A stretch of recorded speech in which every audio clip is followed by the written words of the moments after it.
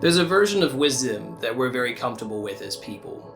It's the wisdom that confirms what we had already suspected. The wisdom that shows up right when we needed a good reason to do the thing we'd already decided to do.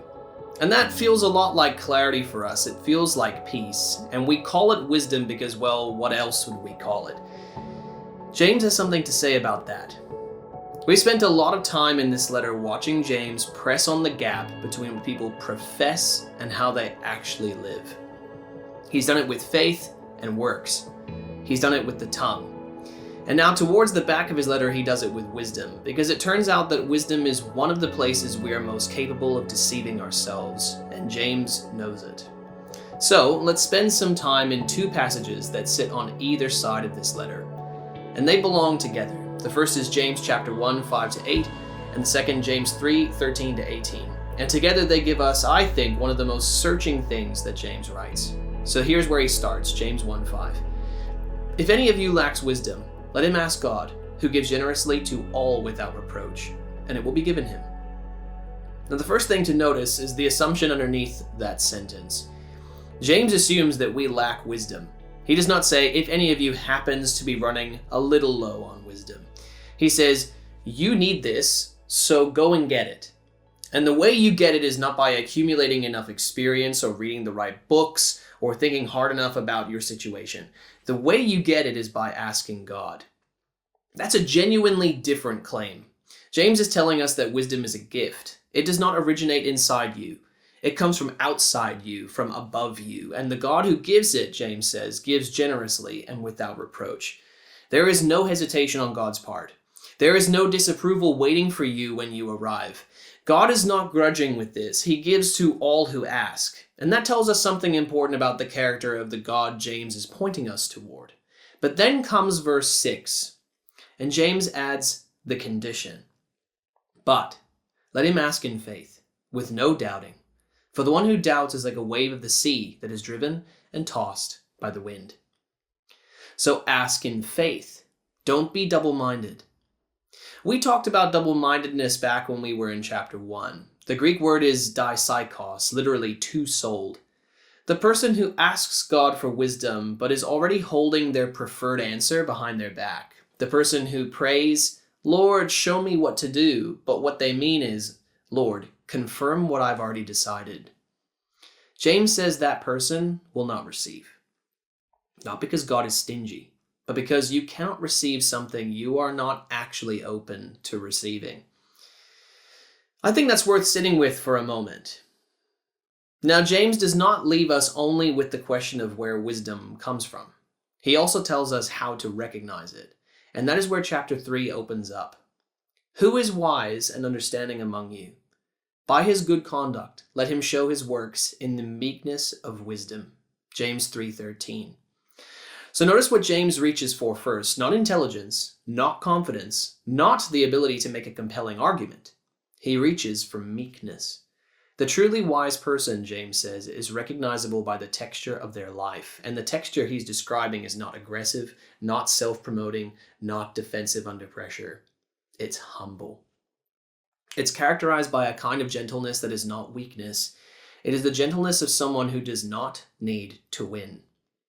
And then James draws the contrast because he knows there's another kind of wisdom in the room. Verse 14.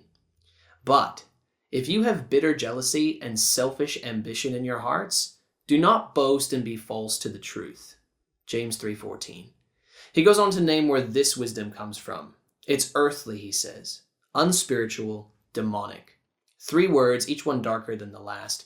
James does not soften this point. He's not describing some minor character flaw. He's describing a counterfeit, a wisdom that looks and feels like wisdom from the inside, that can generate an argument and cite reasons and even claim spiritual motives, but whose source is below, not above.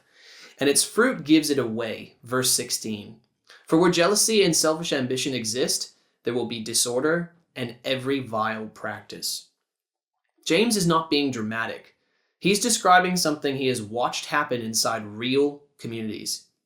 Whenever someone operates out of that earthly, self-serving impulse, even if they dress it in the language of conviction, even if they call it discernment, the result is the same. Disorder, fracture. The community does not flourish, it splinters apart. So what does the real thing look like? Look at verse 17.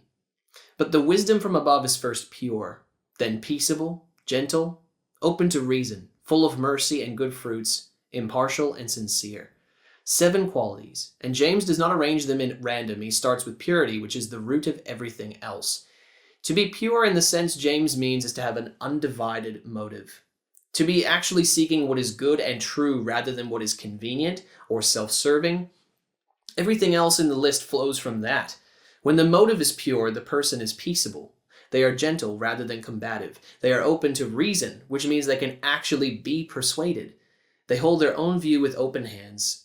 They're full of mercy rather than full of conditions. They do not play favorites. And they are sincere, which means there's no performance, no gap between what they show and what they are. And then verse 18 offers the conclusion. And a harvest of righteousness is sown in peace by those who make peace. So wisdom is recognizable by what it grows. It grows peace, and you do not sow peace by accident. You sow it when you are genuinely operating out of wisdom from above. Now let's bring this close to home, because James does not write abstract theology. He writes for people in real situations. There are people who are in the middle of a significant decision right now. It's something that matters to them greatly, and they've been praying about it, which is good. But the question James is pressing on is whether the prayer is genuine inquiry or whether it's more like sending God a memo. Lord, here's what I've decided. Please confirm. If that is where we are, James' word to us is plain. You are not actually asking. You are performing asking. And the double-minded person, he says, should not expect to receive anything from God. There are also people who have mistaken strong conviction for wisdom from above. And I want to be careful here because conviction can be real and it's good and it's necessary. But James gives us a test that is more reliable than our own internal temperature. Wisdom from above produces peace. So the question is, what is this producing? Is it producing peace in you? Is it producing peace in the people around you? Is it pulling the community together or creating division?